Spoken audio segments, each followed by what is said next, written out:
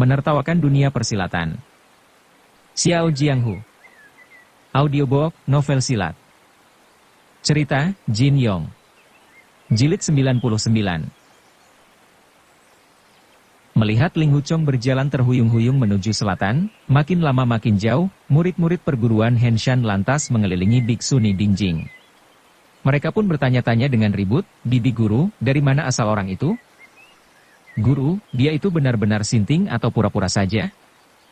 Dia itu benar-benar berilmu tinggi ataukah hanya beruntung secara kebetulan bisa mengalahkan musuh? Dia itu apakah benar-benar jenderal? Usianya kelihatan belum tua." Dingjing hanya menghela napas tanpa menjawab.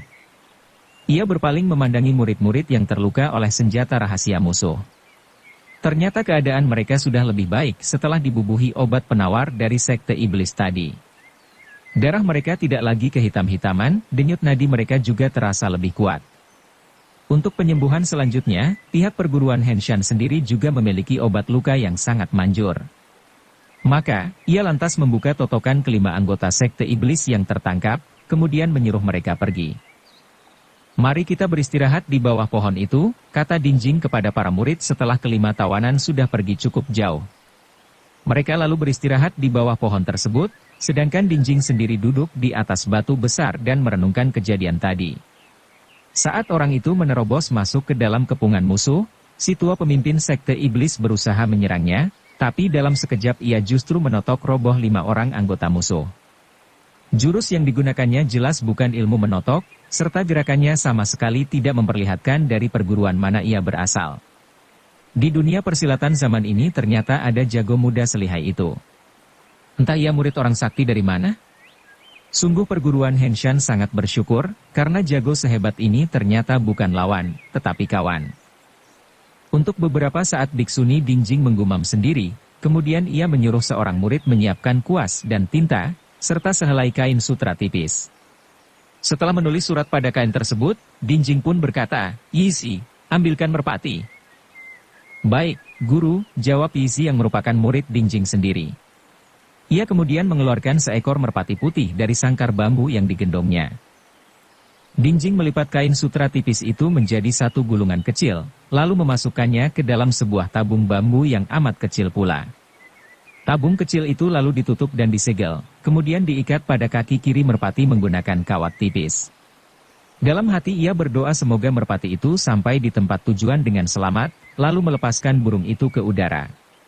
Merpati tersebut mengepakkan sayapnya dan terbang tinggi, makin lama makin jauh, hingga akhirnya hanya terlihat seperti titik kecil di angkasa.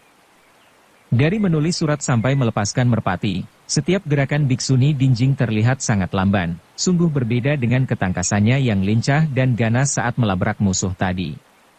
Setelah melepaskan merpati, ia pun menengadah mengikuti terbangnya burung tersebut sampai menghilang di balik awan. Selama itu pula para murid tiada seorang pun yang berani bersuara. Mereka sadar dalam pertempuran tadi, meskipun mendapat bantuan, sang jenderal, yang sinting dan lucu sehingga suasana menjadi menyenangkan, tetap saja peristiwa tadi sungguh berbahaya, bagaikan lolos dari lubang jarum. Setelah agak lama termenung menatap langit, Dingjing kemudian berpaling dan melambaikan tangan ke arah seorang gadis cilik berusia sekitar 15 atau 16 tahun. Gadis cilik itu bangkit dan mendekat kepadanya sambil menyapa, "Guru." Perlahan-lahan Dingjing membelai rambut anak gadis itu dan bertanya, "Huan Er, tadi kau takut atau tidak?" Gadis cilik itu mengangguk-angguk dan menjawab, "Takut." Untung jenderal itu sangat gagah berani sehingga kawanan penjahat tadi dapat dipukul mundur. Dingjing tersenyum dan berkata, jenderal itu bukannya gagah berani, tapi ilmu silatnya memang sangat tinggi. Gadis cilik itu menegas, "Guru, apa benar ilmu silatnya sangat tinggi? Tadi kulihat serangannya kacau balau, tingkahnya juga ceroboh. Bahkan, dahinya sampai terkena gagang golok sendiri. Goloknya juga berkarat sehingga tidak bisa dilolos keluar dari sarung." Gadis cilik itu bernama Qin Huan, murid Biksuni Dingjing yang paling kecil. Sifatnya cerdik dan banyak akal, sehingga sangat disayang oleh sang guru. Murid-murid perguruan Henshan yang 60% adalah kaum Biksuni, sedangkan 40% adalah kaum awam. Dari usia mereka ada yang wanita setengah baya, bahkan ada pula nenek-nenek lanjut usia. Qin Huan sendiri adalah murid yang paling muda di dalam perguruan Henshan. Yihi menukas, kau bilang serangannya kacau balau? Menurutku, ia hanya berpura-pura untuk mengelabui orang dan menyembunyikan asal-usul perguruannya. Itu baru namanya orang pintar. Guru, apakah kau dapat menerka jenderal itu berasal dari aliran atau perguruan mana? Perlahan-lahan Dingjing menggeleng, lalu menjawab, ilmu silat orang itu hanya bisa dilukiskan dengan kata-kata sukar diukur. Selebihnya aku sama sekali tidak tahu. Qin Huan bertanya, guru tadi menulis surat kepada bibi ketua, benar tidak? Apakah bisa segera sampai? Dingjing menjawab, burung merpati itu akan terbang menuju biara bayi di Suzhou untuk diganti merpati yang lain. Dari biara bayi, burung merpati selanjutnya akan terbang menuju biara Miao Xiang di Jinan untuk diganti lagi. Kemudian, merpati penggantinya akan terbang menuju biara Qingjing di Laohaiko untuk ditukar lagi. Jadi, berturut-turut sambung menyambung sebanyak 4 merpati, akhirnya tentu akan sampai di Gunung Henshan. Yihi berkata, syukurlah kita tidak kehilangan seorang pun. Beberapa kakak dan adik yang terluka oleh senjata rahasia dalam 1-2 hari lagi juga akan sembuh. Sedangkan yang terkena lemparan batu dan terluka oleh senjata juga tidak terlalu parah. Biksuni Dingjing hanya menengadah dan termangu-mangu, seolah tidak mendengar ucapan itu. Ia berpikir, perjalanan kami menuju selatan kali ini sebenarnya sangat dirahasiakan. Siang tidur, malam berjalan, bagaimana mungkin orang-orang sekte iblis itu bisa mengetahui rencana kami dan melakukan penyergapan di tempat berbahaya ini? Ia kemudian berkata kepada para murid, musuh sudah pergi jauh, kurasa untuk sementara mereka tidak akan kembali lagi. Kita semua sudah sangat letih, sehingga lebih baik kita makan bekal saja di sini, kemudian tidur di bawah pohon itu. Para murid serentak mengiyakan. Beberapa di antaranya segera menyalakan api untuk merebus air dan menyeduh teh. Semua orang tertidur dan beristirahat selama beberapa jam, lalu bangun untuk makan siang. Melihat raut muka para murid yang terluka tampak sangat letih, Biksuni Dingjing pun berkata, jejak kita sudah diketahui musuh. Setelah ini, kita tidak perlu lagi berjalan sembunyi-sembunyi di malam hari. Kawan-kawan yang terluka juga butuh istirahat. Nanti malam kita menginap di Nian Bapu.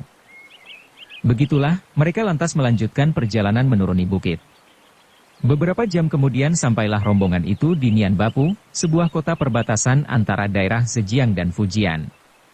Setiap orang yang berjalan dari pegunungan Xianxia pasti melewati kota ini. Setibanya di sana hari belumlah gelap, namun anehnya tiada seorang pun yang terlihat. Yihi bertanya dengan heran, adat kebiasaan di Fujian sungguh aneh. Mengapa masih sore penduduk di sini sudah tidur? Biksuni Dingjing berkata, coba kita cari suatu penginapan untuk bermalam. Perguruan Henshan mempunyai hubungan baik dengan berbagai biara kaum wanita Buddha di sejumlah daerah. Namun di Nian Bapu tidak terdapat biara semacam itu sehingga mereka terpaksa harus mencari penginapan untuk bermalam. Di sisi lain, masyarakat awam banyak yang menghindari kaum biksuni karena menganggap mereka sebagai pembawa sial, juga karena mereka suka mencari perkara demi hal-hal sepele. Untungnya kaum biksuni Henshan sudah terbiasa dan tidak mempermasalahkannya. Nian Bapu bukanlah kota besar, namun juga tidak bisa disebut kecil. Di dalamnya terdapat 2-300 rumah dan toko, namun suasananya sunyi senyap seperti kota mati. Selayang pandang mereka melihat semua pintu rumah dan toko telah tertutup rapat. Meski hari belum gelap, tapi suasana sudah seperti tengah malam. Setelah rombongan berbelok di tikungan jalan, terlihat sehelai spanduk yang bertuliskan, penginapan Xianju, dengan huruf-huruf besar. Namun demikian, pintu penginapan itu juga terkunci rapat, dan keadaan di dalamnya sunyi senyap tiada suara seorang pun. Seorang murid perempuan bernama Zheng E segera maju mengetuk pintu penginapan itu. Zheng E adalah murid dari kalangan awam, dengan raut muka bulat telur yang selalu tersenyum manis. Ia pintar bicara dan pandai menjawab, sehingga sangat disukai kawan-kawannya. Di sepanjang perjalanan, ia selalu menjadi juru bicara rombongan jika harus berurusan dengan orang luar, karena jika yang maju dari kaum biksuni dikhawatirkan bisa terjadi penolakan. Zheng E mengetuk pintu beberapa kali, berhenti sejenak, lalu kembali mengetuk beberapa kali, tapi sampai lama sekali masih belum juga ada orang menjawab atau membukakan pintu. Ia lantas berseru, "Paman pengurus, mohon bukakan pintu." Suaranya terdengar nyaring dan jelas. Sebagai seorang pesilat, suaranya terdengar sampai jauh, meski melewati beberapa ruangan juga tetap bisa didengar orang. Namun anehnya, tetap saja tiada seorang pun dalam penginapan itu yang menjawab. Keadaan ini benar-benar di luar dugaan. Yihi melangkah maju dan menempelkan telinga pada daun pintu, tapi tiada suara apapun yang terdengar dari dalam. Papan pintu juga terlihat bersih dan rapi, jelas tidak seperti usaha yang sudah lama tutup.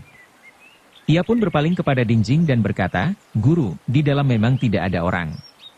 Bagaimana kalau kita lihat-lihat lagi di tempat lain? Penginapan di kota ini tentunya ada lagi yang lainnya."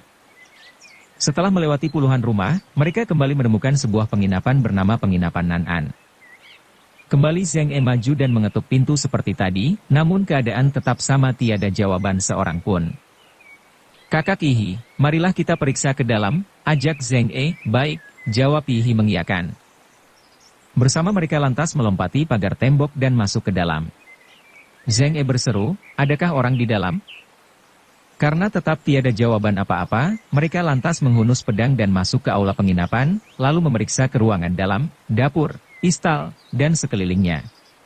Ternyata memang benar-benar tiada seorang pun di sana.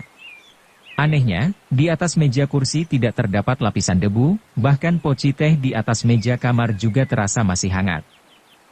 Zheng E membuka pintu sehingga Biksuni Dingjing dan rombongan bisa masuk ke dalam, lalu melaporkan apa yang dilihatnya. Semua orang hanya bisa berdecak keheranan. Dingjing lalu memberi perintah, "Kalian buatlah kelompok-kelompok 7 orang untuk berpencar ke seluruh penjuru kota, memeriksa keadaan dan mencari tahu apa yang terjadi. 7 orang tidak boleh terpisah. Begitu menemukan jejak musuh segera tiuplah peluit untuk memberitahu yang lain." Para murid mengiyakan, kemudian berjalan keluar dengan cepat bersama kelompok masing-masing. Dalam sekejap saja di aula penginapan itu hanya tinggal Dingjing seorang diri. Semula masih terdengar suara langkah kaki para murid, sampai akhirnya suasana menjadi sunyi senyap dan membuat bulu roma berdiri. Di dalam kota yang berisi ratusan rumah ternyata tiada suara manusia, bahkan kokok ayam atau lolongan anjing juga tidak terdengar. Benar-benar aneh. Selang sejenak, Dingjing tiba-tiba merasa khawatir, jangan-jangan pihak sekte iblis memasang jebakan mematikan. Para murid sebagian besar belum berpengalaman di dunia persilatan. Aku khawatir mereka bisa masuk perangkap musuh. Ia kemudian berjalan keluar. Terlihat olehnya bayangan orang berkelebatan di sebelah timur laut. Di sebelah barat juga ada beberapa bayangan melompat masuk ke dalam toko dan rumah. Namun mereka semua adalah murid-murid perguruan Henshan, sehingga membuat hati Dingjing agak tenang. Tidak lama kemudian para murid telah kembali susul-menyusul dan melaporkan tidak menemukan seorang pun di seluruh penjuru kota. Yihi berkata, "Jangankan manusia, hewan juga tidak ada seekor pun." Yikin menyambung, "Sepertinya penduduk kota ini belum lama meninggalkan rumah. Banyak tanda-tanda yang menunjukkan mereka baru saja berangkat dengan tergesa-gesa. Di beberapa rumah kami temukan peti yang masih terbuka, sedangkan barang-barang berharga di dalamnya sudah dibawa pergi." Dingjing manggut-manggut, kemudian bertanya, "Bagaimana pendapat kalian?" Yihi menjawab, "Sepertinya ini perbuatan sekte iblis. Mereka telah mengusir penduduk supaya kota menjadi kosong, sehingga mereka bisa melakukan penyerangan besar-besaran terhadap kita dalam waktu dekat." "Benar," sahut Dingjing. "Kali ini kaum iblis ternyata ingin bertempur dengan kita secara terang-terangan. Bagus sekali. Kalian takut atau tidak?" "Menumpas kaum iblis adalah tugas suci pengikut Sang Buddha," jawab para murid serentak. Dingjing berkata pula, "Baiklah, kita bermalam di penginapan ini. Lebih dulu kita perlu menanak nasi dan makan kenyang. Tapi sebelumnya periksa dulu apakah air dan bahan makanan mengandung racun atau tidak." Begitulah, murid-murid perguruan Henshan lantas sibuk menyiapkan makanan. Biasanya di waktu makan para murid memang dilarang bicara, lebih-lebih dalam keadaan mencekam seperti ini. Mereka saling memasang telinga untuk mendengarkan kalau ada sesuatu hal yang mencurigakan di luar sana. Setelah kelompok pertama selesai makan, mereka segera keluar untuk berjaga menggantikan kelompok yang lain untuk mendapat giliran makan, dan begitulah seterusnya. Tiba-tiba Yiking mendapat akal. Ia berkata, "Guru, bagaimana kalau kita pergi menyalakan pelita di rumah-rumah penduduk agar musuh tidak tahu di mana kita berada?" "Siasat membingungkan musuh ini sangat bagus," jawab Dingjing. Baiklah, kalian bertujuh bisa pergi sekarang untuk menyalakan pelita. Yiking dan kelompoknya segera berangkat. Sewaktu Dingjing memandang keluar, dilihatnya pada rumah-rumah penduduk di sebelah barat jalan satu persatu mulai memancarkan cahaya pelita. Tidak lama kemudian rumah-rumah di sebelah timur jalan juga mulai memancarkan cahaya pelita. Hanya saja, keadaan masih tetap sunyi senyap. Dingjing menengadah ke langit. Tampak bulan sabit memancarkan sinarnya yang remang-redup. Dalam hati ia pun berdoa, Dewi Guanyin, lindungilah perjalanan kami supaya bisa kembali ke Gunung Henshan dengan selamat. Apabila kami dapat pulang, sejak itu Dingjing akan menyalakan pelita dan berdoa kepada Sang Buddha saja dan tidak akan menghunus pedang lagi. Bertahun-tahun silam Biksuni Dingjing pernah malang melintang di dunia persilatan. Namun menurutnya, pertempuran di pegunungan Xianxia kemarin malam benar-benar sangat berbahaya. Bila membayangkan kejadian itu membuat hatinya langsung merasa ngeri. Jika pergi seorang diri, biarpun keadaan lebih buruk 10 kali juga tidak akan membuat Dingjing gentar. Namun sekarang ia memimpin puluhan murid perguruan Henshan, mau tidak mau harus memikirkan keselamatan mereka. Diam-diam ia berdoa, Dewi Guanyin yang welas asih, tolonglah kami dalam menghadapi kesulitan ini. Jika perguruan Henshan harus tertimpa musibah, biarlah Dingjing sendiri yang menanggungnya, asalkan yang lain bisa selamat pulang ke Gunung Henshan. Pada saat itulah tiba-tiba dari arah timur laut berkumandang suara jeritan seorang perempuan, "Tolong, tolong!" Di tengah malam sunyi senyap, tiba-tiba terdengar suara jeritan melengking yang makin lama makin keras membuat suasana bertambah mengerikan. Dingjing terkesiap. Suara itu jelas bukan suara murid perguruan Henshan. Ia berusaha menajamkan penglihatan untuk mengawasi arah datangnya suara itu, tapi tidak tampak terjadi sesuatu. Sejenak kemudian terlihat Yiking dan keenam kawannya berlari ke sana, tentunya untuk menyelidiki apa yang sedang terjadi. Namun sampai lama kelompok itu tidak juga muncul kembali. Yihi berkata, "Guru, izinkan kami pergi melihat ke sana." Dingjing mengangguk. Segera Yihi memimpin keenam kawannya berlari ke arah timur laut. Di tengah malam sunyi pedang yang mereka bawa tampak berkilauan kemudian menghilang dalam kegelapan. Selang sejenak tiba-tiba terdengar lagi suara jeritan melengking wanita tadi berkumandang, "Tolong, ada orang terbunuh, tolong." Murid-murid perguruan Henshan saling pandang dengan perasaan bingung karena tidak tahu apa yang terjadi di sana. Mereka heran mengapa kelompok-kelompok yang dipimpin Yiking dan Yihi itu sampai sekian lama masih juga belum tampak kembali. Jika mereka bertemu musuh mengapa tidak terdengar suara pertempuran? Mendengar suara wanita yang minta tolong itu mereka serentak memandang ke arah Biksuni Dingjing untuk menunggu perintah supaya memberi pertolongan. Dingjing kemudian berkata, "Yusao, kau pimpinlah 6 adikmu ke sana. Apapun yang kau lihat segera laporkan kepadaku." Yusao adalah wanita setengah baya yang semula menjadi pelayan Biksuni Dingxian di biara awan putih Gunung Henshan. Karena sikapnya rajin dan juga memiliki keluhuran budi, akhirnya Dingxian pun menerimanya sebagai murid. Kali ini perjalanannya mengikuti Biksuni Dingjing menuju Fujian adalah pengalaman pertama berkelana di dunia persilatan. Setelah mengiyakan sambil memberi hormat, Yusao pun berangkat bersama 6 adik seperguruannya berlari ke arah timur laut tersebut. Akan tetapi, lagi-lagi kepergian ketujuh perempuan ini seperti batu dilemparkan ke laut, ditunggu sekian lamanya tetap tidak kembali. Biksuni Dingjing bertambah gelisah. Ia berpikir mungkin musuh telah memasang perangkap sehingga ketiga kelompok murid itu terpancing ke sana dan akhirnya tertangkap satu persatu. Ia berusaha mendengarkan dengan seksama, ternyata tidak ada suara apapun, dan suara jeritan wanita meminta tolong tadi juga tidak terdengar lagi. Dingjing kemudian berkata, "Yizi, Yizhen, kalian tinggal saja di sini. Rawatlah kakak adik kalian yang terluka. Apapun yang terjadi jangan sekali-kali meninggalkan penginapan agar tidak terjebak tipu muslihat memancing harimau turun gunung." Yizi dan Yizhen mengiyakan sambil memberi hormat. Dingjing kemudian berkata kepada 3 murid yang berusia muda, "Zheng E, Yilin, Qin Huan, kalian bertiga ikut aku."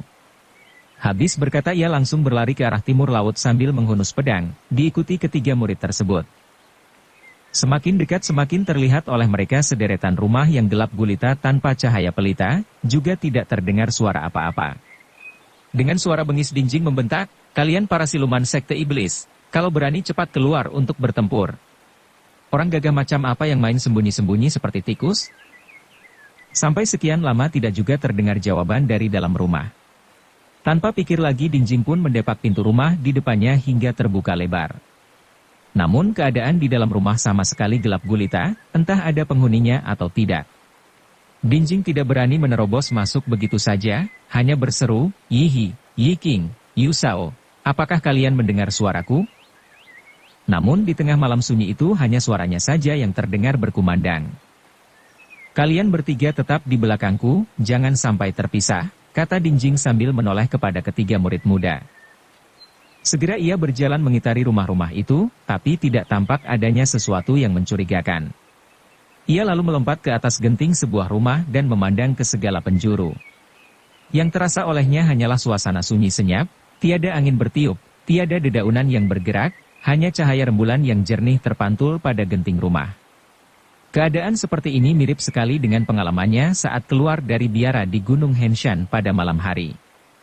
Hanya saja, suasana di Gunung Henshan aman tentram penuh kedamaian, sedangkan saat ini sunyi senyap dalam bayang-bayang kematian. Percuma saja Dingjing memiliki ilmu silat tinggi namun dibuat mati kutu, karena musuh sama sekali tidak terlihat. Diam-diam ia menjadi gelisah dan menyesal di dalam hati. Sejak dulu aku tahu kalau sekte iblis memiliki banyak tipu muslihat. Seharusnya aku tidak mengirim para murid dalam kelompok-kelompok terpisah. Mendadak hatinya tergetar. Dengan cepat ia pun melompat turun, kemudian berlari sekuat tenaga kembali ke penginapan Nan-an tadi. Sebelum mencapai pintu depan ia sudah berseru, "Yizi, Yishen, apakah kalian melihat sesuatu?" Akan tetapi, tidak terdengar jawaban seorang pun dari dalam penginapan. Dengan cepat ia menerjang ke dalam, namun penginapan itu sudah kosong. Beberapa muridnya yang terluka dan terbaring di situ juga sudah menghilang entah kemana. Dalam keadaan demikian, betapapun tenang dan sabarnya Dingjing juga tidak bisa lagi menguasai perasaan. Bayangan pedangnya yang terpantul oleh cahaya lilin tampak bergoyang-goyang, pertanda tangannya yang memegang pedang itu sedang gemetaran. Puluhan murid telah hilang, kemana mereka? Mengapa itu bisa terjadi? Bagaimana sebaiknya? Dalam sekejap Dingjing merasa bibirnya kering, lidahnya keluh, dan sekujur tubuh tidak dapat digerakkan. Namun perasaan lemas dan gemetar itu hanya terjadi sekejap saja.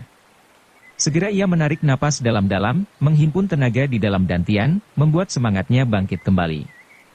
Dengan langkah gesit ia pun memeriksa seluruh ruang di penginapan itu, tapi tidak juga menemukan petunjuk apa-apa. Setelah berusaha menenangkan diri, ia berseru memanggil, "Zheng E, Qin Huan, Yilin, lekas kemari." Namun di tengah malam gelap itu lagi-lagi yang terdengar hanyalah suaranya sendiri, sedikit pun tidak ada jawaban dari ketiga murid muda tersebut. "Celaka," seru Dingjing setelah menyadari apa yang terjadi. Buru-buru ia menerjang keluar dan berteriak, "Zheng E, Qin Huan, Yilin, kalian di mana?" Sesampainya di depan penginapan yang terlihat hanyalah cahaya rembulan yang dingin. Ketiga murid muda yang menyertainya ikut lenyap pula. Menghadapi peristiwa ini, perasaan cemas Dingjing berubah menjadi murka. Ia lalu melompat ke atap rumah dan berteriak sekerasnya, "Kalian para siluman sekte iblis! Kalau berani keluarlah bertempur mati-matian. Orang gagah macam apa hanya bisa membuat bingung." Ia mengulangi teriakannya berkali-kali, tapi yang terdengar selalu suaranya sendiri.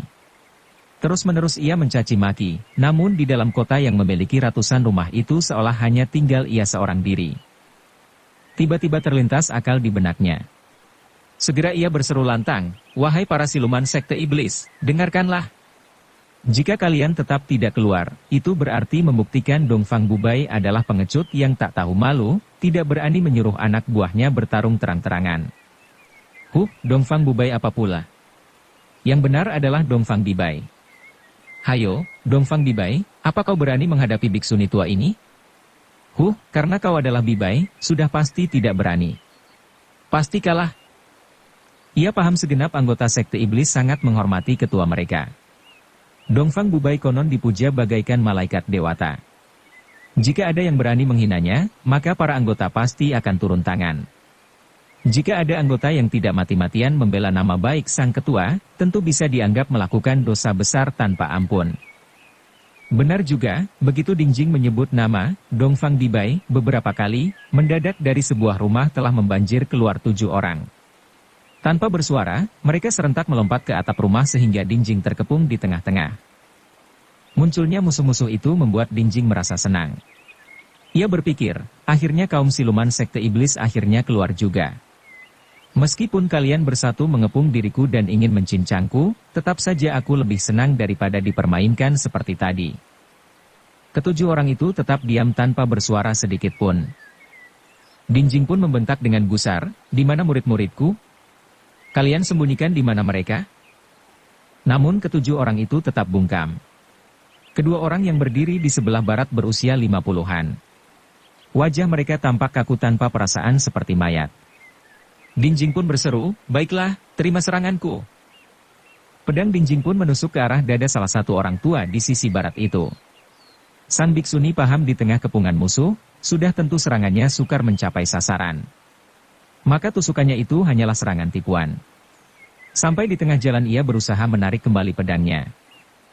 Tapi orang yang berada di depannya sungguh lihai. Rupanya ia pun mengetahui serangan tersebut hanyalah tipuan belaka. Maka, terhadap tusukan Dingjing itu sama sekali ia tidak berusaha mengelak. Melihat sasarannya tidak bergerak, Dingjing membatalkan niatnya untuk menarik kembali serangannya. Sebaliknya, ia pun mengerahkan tenaga dan menusuk ke depan dengan lebih cepat. Pedang Dingjing pun menusuk ke arah dada salah satu orang tua di sisi barat itu. Sang biksuni paham di tengah kepungan musuh, sudah tentu serangannya sukar mencapai sasaran. Maka tusuk. Pada saat itulah dua orang lawan dari kedua sisi berkelebat pula. Tangan mereka masing-masing berusaha memukul bahu kanan kiri Dingjing. Dengan cepat Dingjing bergeser ke samping. Seperti baling-baling pedangnya berputar balik untuk menebas tubuh lawan berperawakan tinggi besar yang berdiri di sisi timur. Dengan gesit orang itu melangkah mundur, kemudian mengeluarkan senjata untuk menangkis pedang Dingjing. Senjata yang ia gunakan berupa perisai bundar yang sangat berat. Namun pedang Dingjing sudah lebih dulu berputar ke arah lain. Seorang kakek di sebelah kiri menjadi sasarannya. Ternyata kakek itu tidak gentar terhadap senjata tajam. Dengan tangan kiri ia berusaha mencengkeram pedang Dingjing. Di bawah sinar rembulan yang remang-remang, Dingjing dapat melihat orang tua itu memakai sarung tangan hitam. Dapat diduga sarung tangan tersebut tentunya tidak mempan senjata tajam.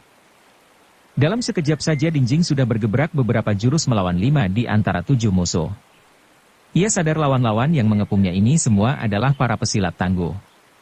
Jika 1 lawan 1 atau 1 lawan 2 tentu Dingjing tidak gentar, bahkan yakin masih bisa menang. Namun sekarang pihak lawan adalah 7 orang yang maju sekaligus dan bekerja sama dengan rapat.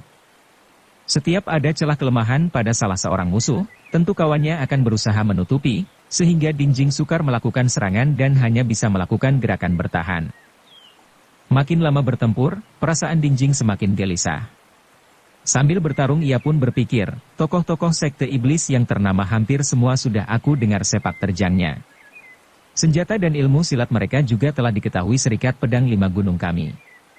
Tapi terhadap ketujuh orang ini ternyata aku sama sekali tidak bisa menebak permainan mereka. Tak disangka, dalam beberapa tahun ini kekuatan sekte iblis semakin maju pesat dan semakin banyak jago sakti papan atas yang bergabung di dalamnya, serta merahasiakan asal-usul mereka. Setelah melewati 6 atau 70 jurus berikutnya, keadaan Dingjing bertambah payah. Napasnya pun sudah mulai terengah-engah. Sekilas pandang ia melihat di atas genting sebuah rumah telah muncul belasan sosok manusia. Jelas orang-orang itu sejak tadi sudah bersembunyi di sana dan baru sekarang menampakkan diri. Diam-diam Dingjing mengeluh dalam hati, celaka, melawan 7 orang saja aku sudah kewalahan, apalagi sekarang bertambah musuh sebanyak itu. Kali ini nasib Dingjing si biksuni tua benar-benar di ujung tanduk. Daripada nanti aku tertangkap dan menerima penghinaan, lebih baik aku akhiri saja hidupku ini. Meski Sang Buddha melarang bunuh diri, tapi ini adalah bunuh diri di medan perang demi membela kehormatan. Tubuhku hanyalah kantong kulit yang tidak perlu disesalkan. Hanya saja, puluhan murid yang kubawa akan ikut menjadi korban. Di alam baka nanti bagaimana aku punya muka untuk bertemu para leluhur perguruan Henshan. Sesudah mengambil keputusan, ia pun menyerang dengan ganas sebanyak 3 kali untuk mendesak musuh mundur 2 langkah, kemudian secara cepat ia membalikkan pedang untuk menikam jantung sendiri. Ketika ujung pedang sudah hampir menempel di dada, tiba-tiba terdengar benturan logam yang sangat keras. Tangan Dingjing tergetar keras, sampai pedangnya pun jatuh ke samping. Terlihat seorang laki-laki dengan pedang terhunus sudah berdiri di sebelahnya sambil berseru, "Biksuni Dingjing, jangan berpikiran pendek. Kawan-kawan dari perguruan Songshan berada di sini." Rupanya benturan tadi terjadi akibat orang itu secara tiba-tiba memukul jatuh pedang Dingjing menggunakan pedangnya. Maka kemudian terdengarlah suara senjata beradu dengan sengit. Belasan orang yang muncul di atas genting tadi telah melompat serentak dan melabrak ketujuh jago sekte iblis tersebut. Setelah lolos dari kematian, semangat Dingjing menjadi berkobar. Ia segera memungut pedangnya dan kembali bertempur. Kali ini pihak sekte iblis yang berada dalam keadaan terdesak, karena harus berhadapan 1 melawan 2. Tidak lama kemudian, ketujuh orang itu serentak bersuit dan mundur ke arah selatan. Sambil mengacungkan pedangnya, Dingjing melompat ke atap untuk mengejar mereka. Namun dari tempat gelap di bawah teras sebuah rumah seketika muncul senjata rahasia berhamburan ke arahnya.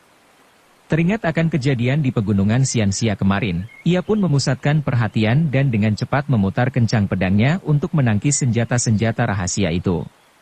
Di bawah sinar rembulan pedangnya tampak menari-nari diikuti suara logam berdentingan, sampai akhirnya tidak terdengar lagi. Dingjing telah memukul jatuh semua senjata rahasia satu persatu, tetapi ketujuh musuh yang dikejarnya sudah menghilang dalam kegelapan. Sesaat kemudian terdengar suara seseorang memuji di belakangnya, "Jurus pedang selaksa bunga milik perguruan Henshan benar-benar hebat. Hari ini mata kami benar-benar terbuka." Dingjing memasukkan pedang ke sarungnya, sambil perlahan-lahan membalik tubuh. Dalam sekejap raut wajahnya berubah dari seorang pesilat ganas kembali menjadi seorang biksuni sepuh yang memancarkan rasa welas asih. Dengan menguncupkan tangan ia memberi hormat sambil berkata, "Terima kasih banyak atas pertolongan saudara Zong." Ia mengenali laki-laki setengah baya yang berdiri di depannya itu yang tadi telah menggagalkan niatnya untuk bunuh diri. Orang itu bernama Zhong Zhen yang tidak lain adalah adik seperguruan ketua Zuo dari perguruan Songshan. Julukannya adalah si pedang berlekuk 9, bukan karena memiliki senjata yang berlekuk-lekuk, tetapi karena permainan pedangnya berubah-ubah sulit ditebak orang. Tempo hari Dingjing pernah berjumpa dengannya dalam acara pertemuan besar di puncak Riguan, pegunungan Songshan. Di antara tokoh-tokoh perguruan Songshan lainnya, hanya beberapa saja yang dikenali oleh sang biksuni. Zhong Zhen lantas membalas penghormatan, lalu menjawab sambil tersenyum kecil, "Seorang diri biksuni Dingjing bertempur melawan 7 duta bintang dari sekte iblis dengan ilmu pedangmu yang sangat hebat. Sungguh kami merasa kagum." Baru sekarang Dingjing mengetahui bahwa ketujuh lawannya tadi dikenal sebagai 7 duta bintang, segala. Agar tidak terlihat kurang wawasan, ia pun tidak bertanya lebih jauh. Yang penting baginya sekarang sudah mengetahui julukan orang-orang itu sehingga di kemudian hari urusan bisa menjadi lebih mudah. Satu persatu orang-orang perguruan Songshan lainnya memberi hormat. 2 di antara belasan orang itu adalah adik seperguruan Zhong Zhen, sedangkan sisanya adalah murid-murid dari angkatan yang lebih muda. Biksuni Dingjing membalas penghormatan mereka, kemudian berkata, "Sungguh memalukan. Perjalanan perguruan Henshan kami ke Fujian kali ini bersama puluhan murid, tapi secara mendadak mereka lenyap semua di kota ini. Saudara Zhong, kapan kalian sampai di Nian Bapu sini? Apakah kalian menemukan tanda-tanda yang dapat kugunakan sebagai petunjuk?" Diam-diam ia merasa kesal karena yakin orang-orang perguruan Songshan ini sejak tadi sudah bersembunyi di situ, tapi sengaja menunggu dirinya terdesak. Baru setelah ia mencoba bunuh diri, mereka pun muncul membantu untuk memperlihatkan kebesaran perguruan mereka. Hal ini sebenarnya sangat menyebalkan. Hanya saja, puluhan muridnya mendadak lenyap entah kemana. Persoalan ini sungguh gawat dan terpaksa ia mencari tahu kepada orang-orang perguruan Songshan tersebut. Kalau saja urusan ini hanya menyangkut dirinya sendiri, meskipun mati juga ia tidak sudi memohon kepada mereka. Bertanya seperti tadi kepada Zhong Zhen saja sudah membuatnya merasa tidak nyaman. Zhong Zhen pun menjawab dengan tersenyum, kawanan siluman sekte iblis memang memiliki banyak tipu muslihat. Kedatangan mereka kali ini jelas sudah direncanakan dengan matang. Mereka tahu betapa lihai ilmu silat biksuni. Maka, mereka pun sengaja memasang perangkap untuk menjebak para murid. Tapi biksuni tidak perlu khawatir. Betapapun kurang ajarnya sekte iblis rasanya tidak berani mencelakai jiwa para murid perguruan Henshan yang mulia. Sekarang, marilah kita turun ke bawah untuk merundingkan cara-cara yang baik demi menolong mereka. Sambil berbicara ia menjulurkan tangan kanannya untuk mempersilakan turun ke tanah. Dingjing mengangguk-angguk, lantas mendahului melompat ke bawah. Menyusul kemudian Zhongzhen dan rombongannya juga melompat turun. Zhongzhen mendahului berjalan ke arah barat, sambil berkata, marilah ikut denganku, Biksuni. Setelah berjalan ratusan meter, mereka pun sampai di penginapan Xianju. Setibanya di sana, Zhongzhen lantas mendorong pintu dan masuk ke dalam, lalu berkata, Biksuni, marilah kita berunding di sini saja. Kedua adik seperguruan Zhongzhen masing-masing bernama Teng Bagong yang berjuluk si Cambuk Sakti, dan Gao Gexin yang berjuluk si Singa Berbulu Terang. Mereka bertiga termasuk dalam 13 pelindung Songshan. Ketiganya mengajak Dingjing masuk ke dalam sebuah ruangan yang cukup luas.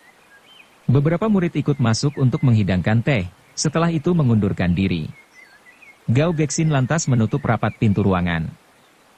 Zhongzhen berkata, kami bertiga sudah lama mengagumi ilmu pedang Biksuni Dingjing, paling hebat di perguruan Henshan. Tidak benar, tukas Dingjing sambil menggeleng. Ilmu pedang adik ketua jauh lebih hebat.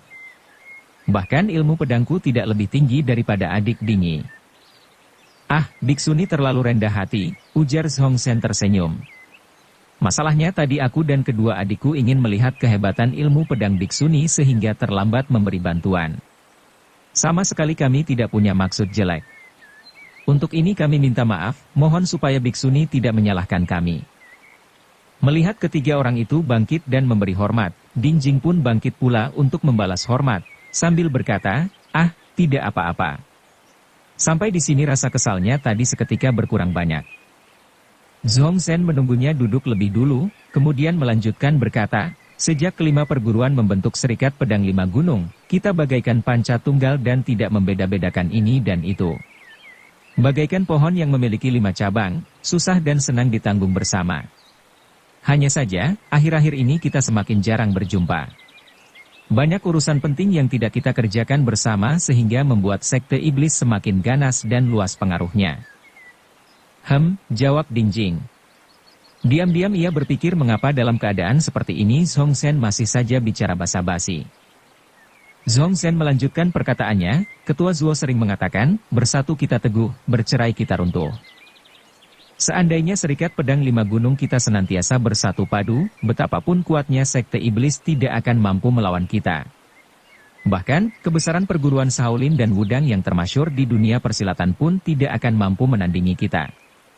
Maka, Ketua Zuo memiliki cita-cita ingin mempersatukan Serikat Pedang Lima Gunung yang berserakan seperti pasir untuk digabung menjadi sebuah perguruan lima gunung. Jika itu bisa diwujudkan, maka dengan anggota yang begitu banyak dan bergabung menjadi satu, maka kita akan merajai dunia persilatan. Bagaimana pendapat Biksuni? Bersambung ke jilid 100. Dukung kami dengan subscribe, follow, like, komen dan share. Terima kasih.